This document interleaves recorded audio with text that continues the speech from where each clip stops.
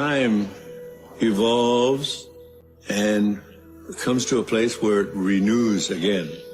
There is first a purification time, then there's renewal time. We are getting very close to this time now. Everything is coming to a time where prophecy and man's inability to live on earth in a spiritual way will come to a crossroad of great problems. It's the Hopi belief, it's our belief that if you're not spiritually connected to the earth and understand the spiritual reality of how to live on earth, it's likely you will not make it.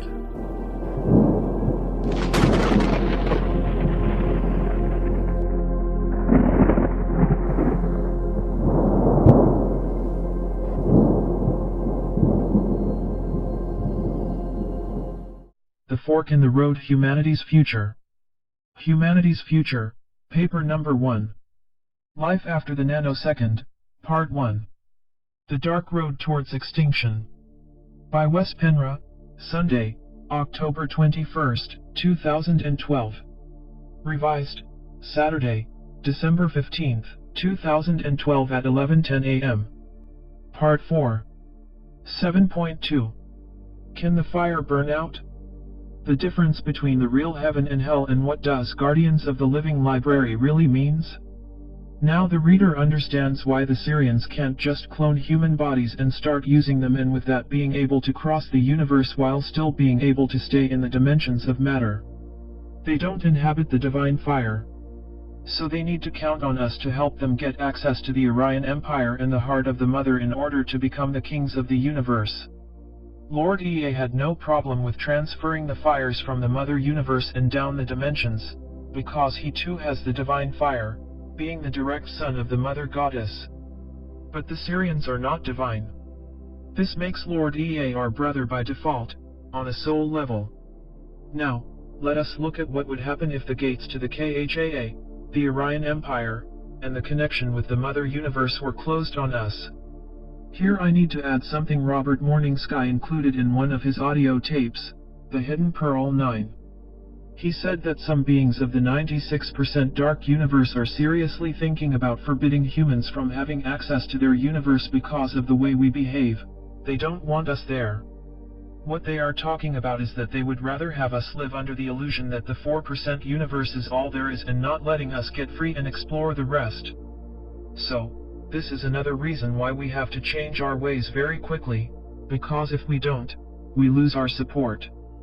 Humankind has a destiny, as it seems, and this destiny is as divine as can be, so let's not lose it. It looks like we were not only meant to be emissaries of the goddess, but also the guardians of the living library.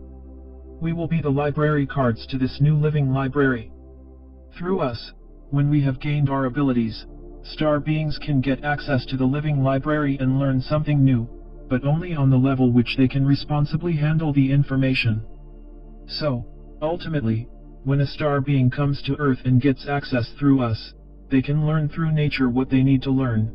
We can help them evolve through matter, even if they themselves can't enjoy it in the same way we do.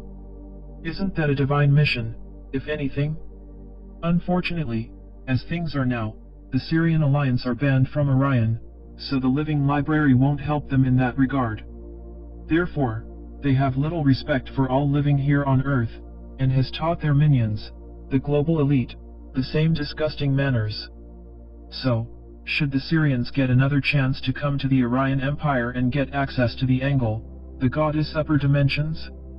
The Syrians indeed want access to the heavens, but on their terms. They have become so proud that they refuse to acknowledge the goddess as the prime creator, because that would not only put them second, but equal to all other star races, once they get to heaven. This is unacceptable to them, seeing themselves as heirs of the universe. They want to be the gods of all other star races in the universe, who then will get down on their knees and obey them and do as they are told. This, of course, is why they say that God is masculine. They have already postulated that in the future this will be true, and they want to put out the idea that it already is so to solidify the thought.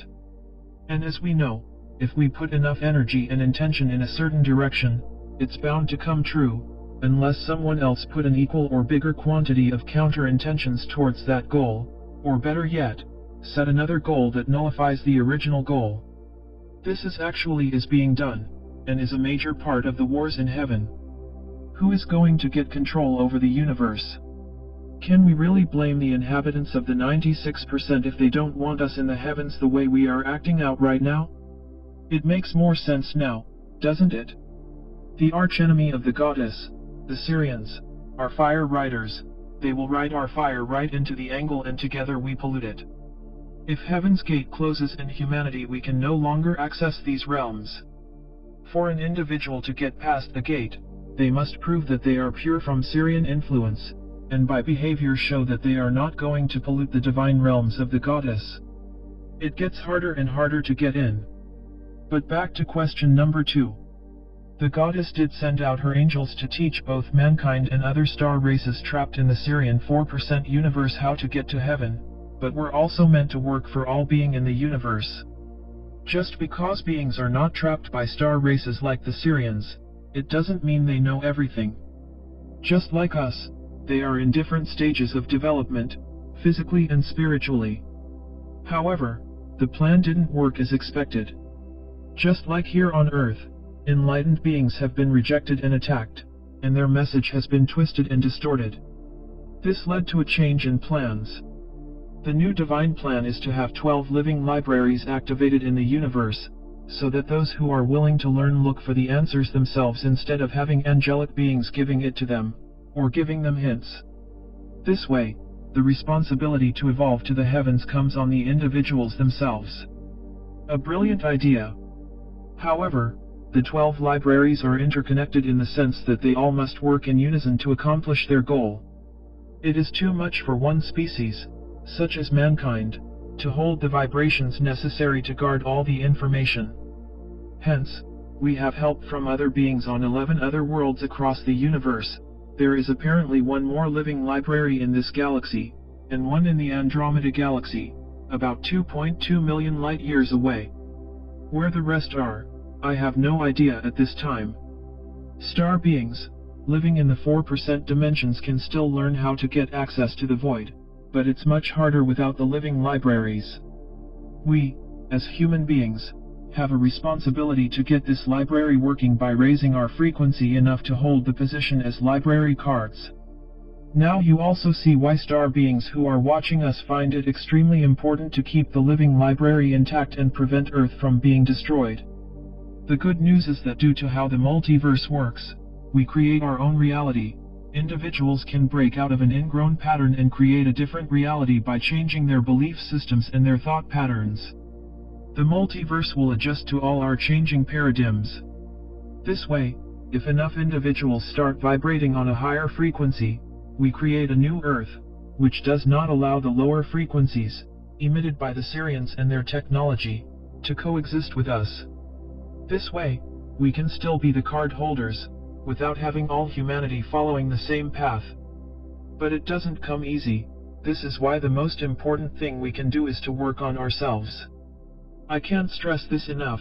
If you work on yourself, you also work for the benefit of humanity and the rest of the 100% universe, because you bring others up there with you by their matching your frequency and your intentions.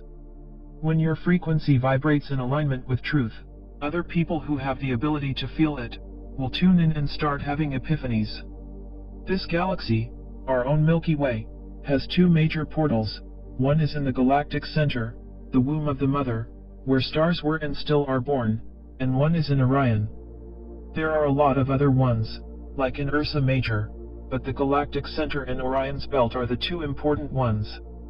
When NECH.TT, the Queen, noticed that this infamous, and much feared, wolf/reptilian race from Sirius in their quest to conquer the universe came close to Orion, and more importantly, Peshmetan, the 9th passageway, she had to act. This is why the contract between Orion and Ansirian King of Kings had to be written and the business marriage between the 2 needed to be done. By doing so, the Queen, from her position in the physical universe, could keep an eye on the overlords. This didn't work as planned, because her husband, the King of Kings of Sirius, in secret used his son, Lord Enlil, to invade Earth, and his Aryan wife had apparently been manipulated by him, and did not report back to the Queen. So one could say the takeover of Earth happened due to a conspiracy between Enki, Ninhursag, Enlil, and Ninlil, Enlil's Aryan consort. Then, what is hell? Is this a real place? First of all, if we really believe something to be real, we can manifest it.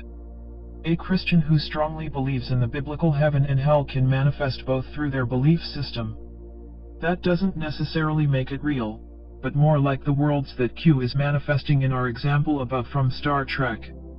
The discarnate fire may experience either or, depending on where they think they deserve to go, but eventually the illusion will shatter, and the fire will realize that it was not true. However, there is another hell that is definitely real, and although you don't burn in an eternal fire, it is almost as devastating. This hell is not yet created, but is more or less in the making. After the splitting of the worlds, those who will follow the Syrians downhill into the tyrannical machine society and beyond will cause so much havoc that the mother and decent star beings in general will create a hell dimension for the Syrians to live in, where they can play out their power game without involving and affecting anybody else except those who agree with them. Those humans who continue to wittingly or unwittingly agree with their alliance will end up there as well. It's not a hell dimension per se, but a locked-in dimension from where there is no escape. Hell is something the Syrians and those who dwell there will just simply create for themselves.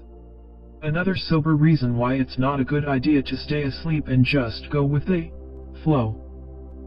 The 4% universe plus the 96% universe equals the 100% universe. So what is our first step here to get out of the trap? The first thing is to raise our own vibrations, and part of being able to do that is to start disagreeing with the Syrians and their system, which is nothing but a control system from beginning to end. We all are part of the system from when we wake up in the morning until we go to sleep in the evening, 365 days a year. All that has to go, so we need to claim our own sovereignty and become multidimensional, which ultimately means multidimensional in the KHAA, but we automatically also become multi-D in the 4%, now being able to perceive 100% of the universe. The DNA exists as a blueprint inside the millions of fires that make up the soul, the big fire. The divine human template is reproduced through sex, but the fire waiting to inhabit the fetus has the ability to shape the fetus relatively freely by manipulating its DNA. Normally the baby grows up, looking somehow like its parents, but in many ways it doesn't as well. So we can see how the fire to a certain degree, both before the fetus was born, and throughout the lifetime shapes and reshapes the body. If we had the knowledge, we could basically reshape the body at any time to look how we would want it to look. Today, without this knowledge, our bodies normally are just a reflection of how we feel, emotionally. A happy person has a healthy, often attractive body, while a deeply depressed person transmutes some of these emotions on the body. This is also often how we create our own diseases. However, the Syrians have limited us significantly, so we rarely know what we are doing, and why. We are so heavily manipulated that black almost literally has become white and vice versa. They feed us with opposites and tell us that those are the truths. It's very clever, because if someone starts seeing through it and teach her the truth and it's the opposite from what the majority have been taught, almost no one is bound to believe him. There are a million examples of this, but the most serious one is the myth about the 4% universe. The Syrians tell you through their minions, the physicists, astronomers, and astrophysicists, that the universe we see in the telescopes is all there is. There are certain galaxies out there with stars and planets etc., and in between there is a large amount of empty space. We say that this empty space is the majority of the universe and creates enormous distances between the stars. In fact, the Syrians have turned off our DNA to such an extent that we can more or less only perceive 5 senses, which is the third dimension. The rest of the DNA is dormant. If we only see 4% of the universe, where is the other 96%? Yes, we call it dark matter and dark energy, but is it really dark? No, only with our perceptions it is. Think of it like this. You stand in a room full of furniture, paintings, TVs, and a lot of other things. You can see it all very clearly. Then you turn off the light in the room and everything turns dark. Then you lighten up 4% of the furniture and material things in the room but let the rest remain dark.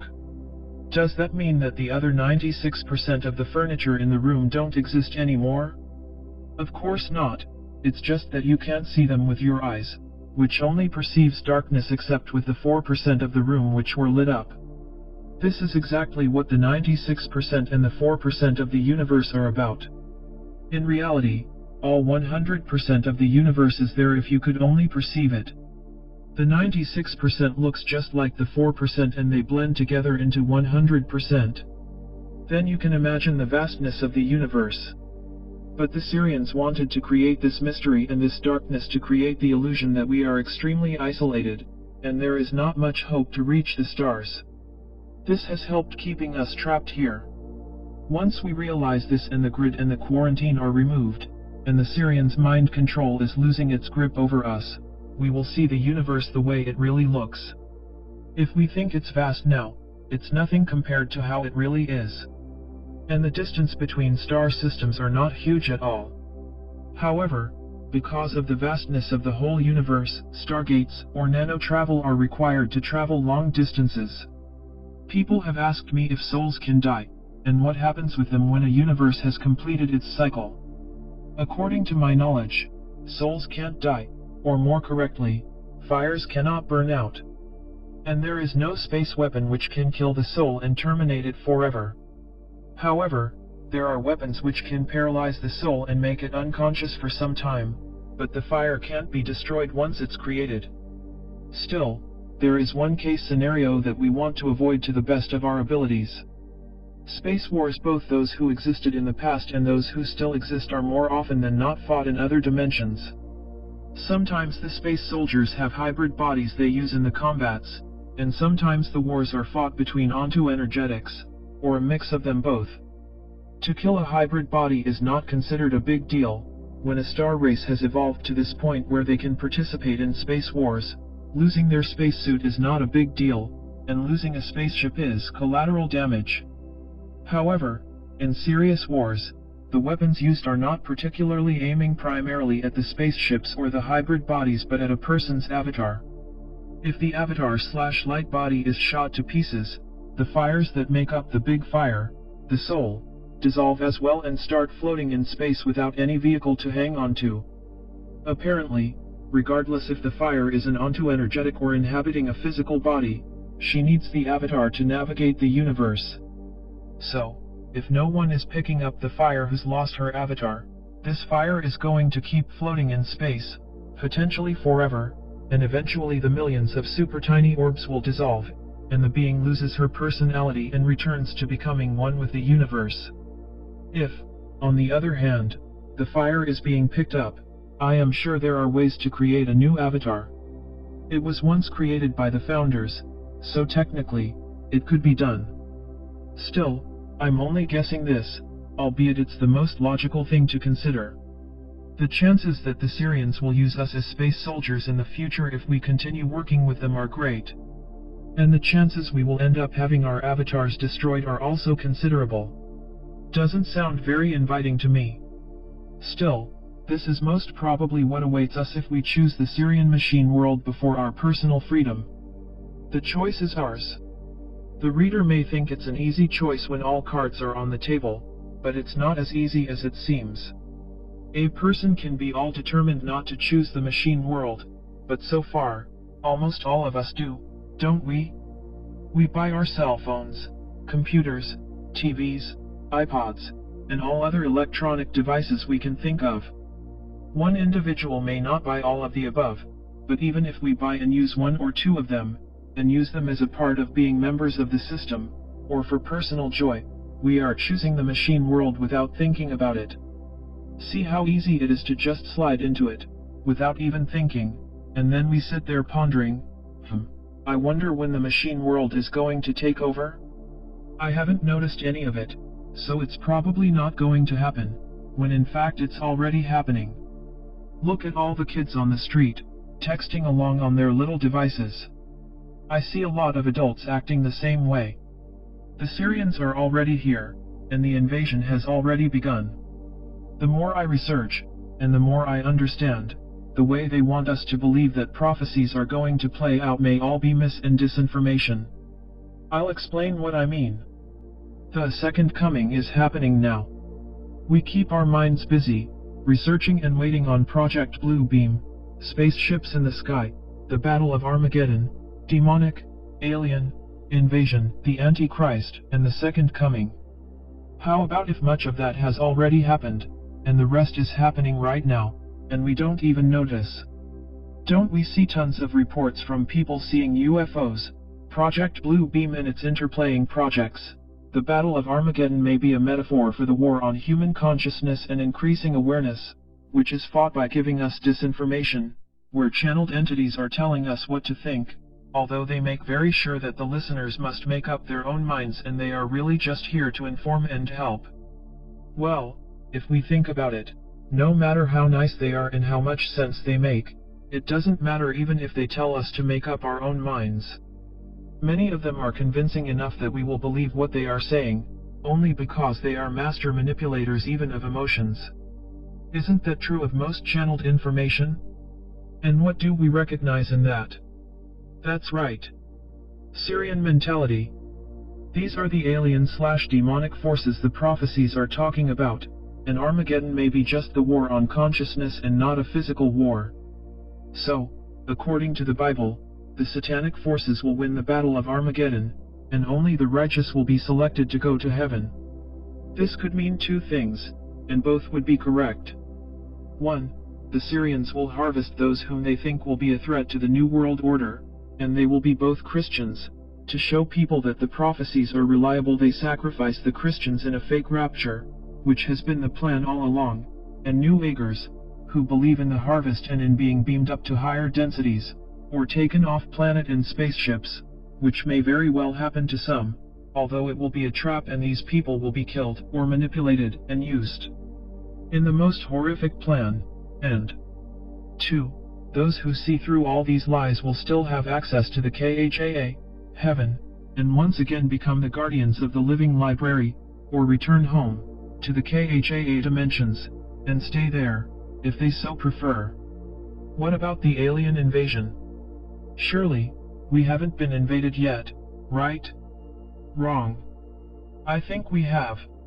Just as I've said throughout all these papers in Level 2, aliens travel both in the physical and in the nano world, and so do the Syrians. Some of them travel without bodies, and others with.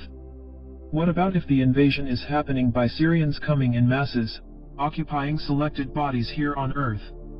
Some of these bodies have been prepared since long by keeping the Nephilim, Pleiadian/Syrian bloodline, pure.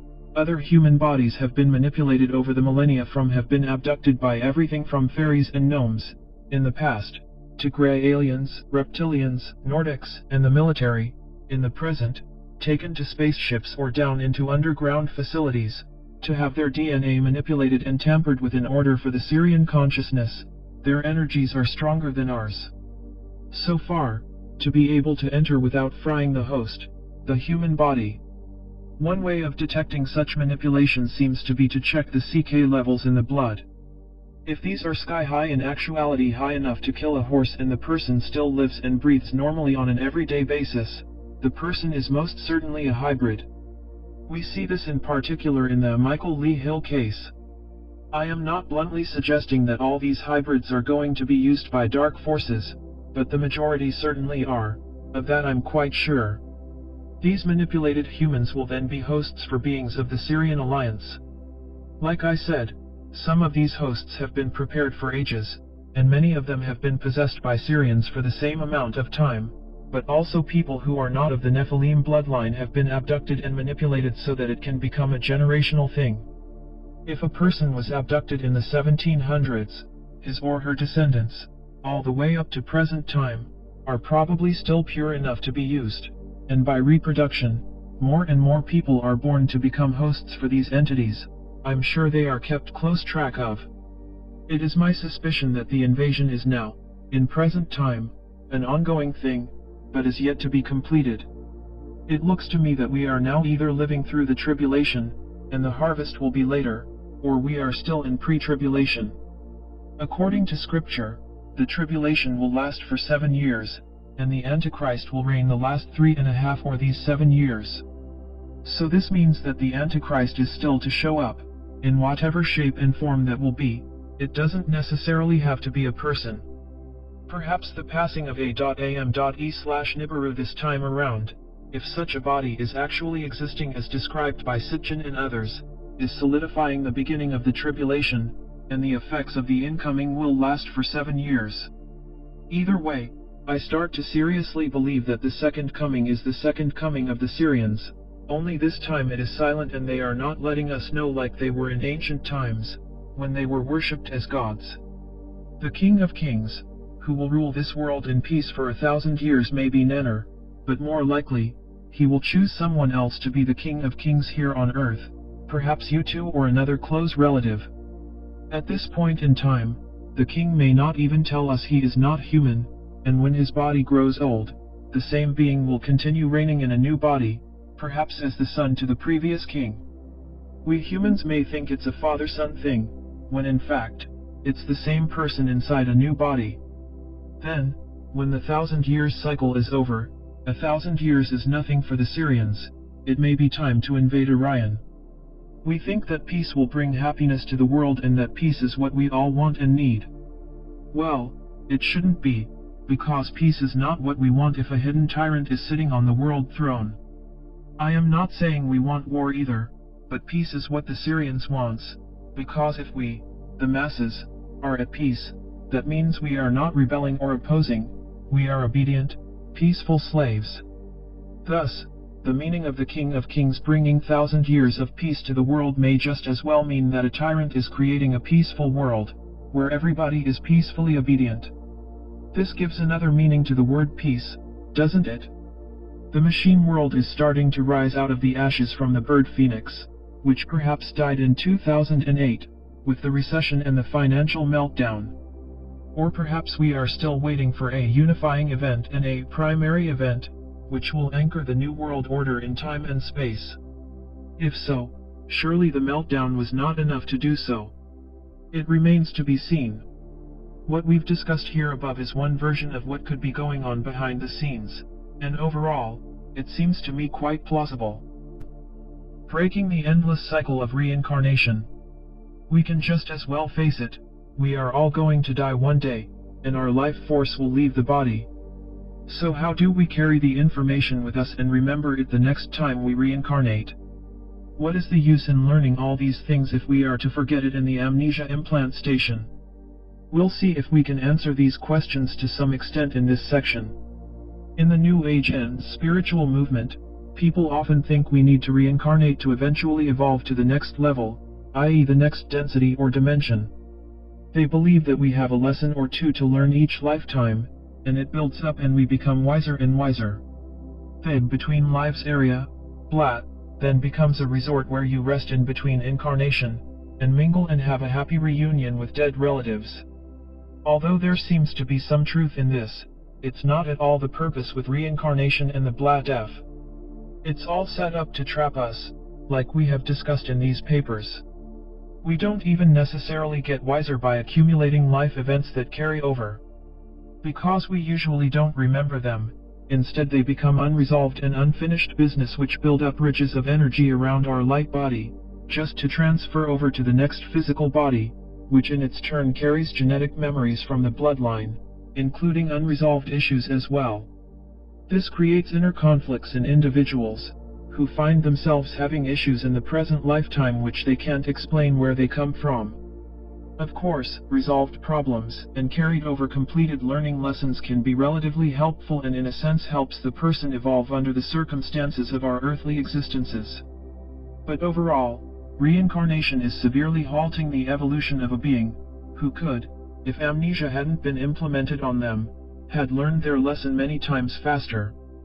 But aside from these arguments, it's all a trap and can't be beneficial for any of us. However, the only reason the Syrians can keep us trapped in their system, which does not only include the earthly system, but expands out to include the afterlife as well, is because we are ignorant of what they're doing. Once we are aware, their system falls apart and can no longer be sustained. And they can't keep us trapped here, either, if we refuse to do what they want us to do.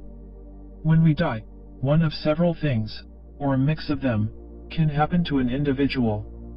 One scenario is that the deceased is being helped with the crossover by their so-called spirit guide, or guides, who lead them to the tunnel, which sucks them into the light. The deceased often feels joy and increased awareness during this process, relieved from not having the physical body with all its programming to carry around anymore. On the other side of the tunnel awaits them either deceased friends and relatives, or Jesus, who will carry them further to heaven. Others, on rare occasion, have told a darker story about going to hell, seeing demons, and dark spirits. It seems pretty much that people go where their belief system take them. If they have very strong religious beliefs, for example, they may go to a place that corresponds to that. In part, they make it up themselves, but there are versions of the afterlife which already corresponds with Jesus, the devil, Mother Mary, or whatever it may be. Still, it's only make-believe, and the person ends up being recycled anyway. Although exactly where people go after body death may differ, they all have one thing in common: the tunnel, leading to a bright light on the other side. The Syrians want everybody to go through the tunnel. Whatever people want to be or do, and whom they want to meet, can to a certain degree be arranged, but the common denominator is the tunnel. Few are those, of all humans who have died over and over again, who escaped the tunnel. Even if no spirit guide is there to greet them and they are all alone, they almost always find their way to the tunnel. Only times I know of that they don't is when they don't realize they are dead and hover around the earth plane in the astral, confused and lonely.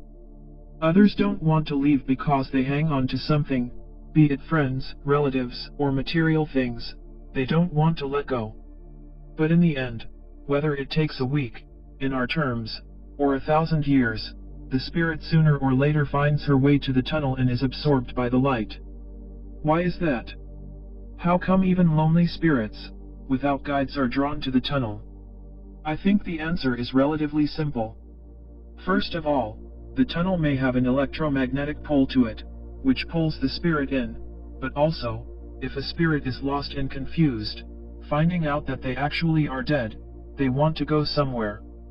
When everything is dark around them, or hazy at best, a tunnel with a bright light may seem like a good idea. The alternative seems less attractive. And when the spirit gets closer, she is sucked in like into a vacuum cleaner, which it basically is, a gigantic mega vacuum cleaner, and the rest goes by itself and the spirit can only go along with the ride. The tunnel with the light is how the Syrians keep us trapped through the afterlife, until a new body is found that we can get recycled into. They know that if they can only get us to enter the tunnel, they have us for yet another ride. There is no way back. Once in there, we are at their mercy. There is very little we can do. It's like being blown into a balloon, where after somebody ties the string around the opening, whatever is in there stays in there until the Syrians, with help from technology, shoots us down into a new body. The existence in the afterlife, if we are to believe the 7,000 plus witnesses in Michael Norton's books, who from regression therapy were able to tell a similar story of what happens from when we die until we get recycled, is not necessarily negative. The great majority of case studies show that people have quite a good time seeing old familiar faces and having a chance to rest and feel healthy, and at ease.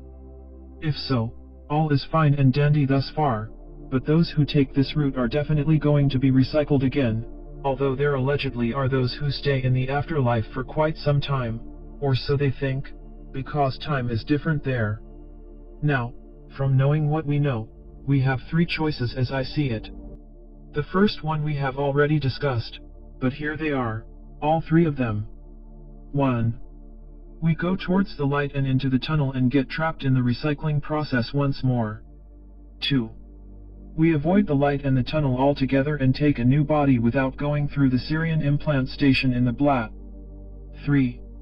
We turn our back to the light and hurry up heading in the opposite direction, out through a hole in the grid and escape out into the universe. We covered number 1, so let's take a look at number 2. This option is of course available to us, and if a Syrian spirit guide is coming to guide us, we tell them we don't want to be part of their entrapment system anymore.